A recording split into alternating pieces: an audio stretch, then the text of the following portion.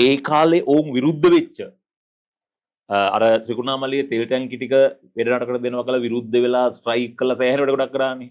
අන්න තෙල් ටැංකි 61ක් මොදිට දුන්නා. එහෙම දුන්නද නැද්ද කියන එක දැන් කියන්න ඕන හරියට. ඒක දීලා තියෙන්නේ. ඊට පස්සේ ත්‍රිකුණාමලයේ තෙල් පිරිපහදුවක් ඉදි කරන්න ත්‍රිකුණාමලයේ සහ අවට මුහුදු කලාපයේ මොදිට දුන්නා.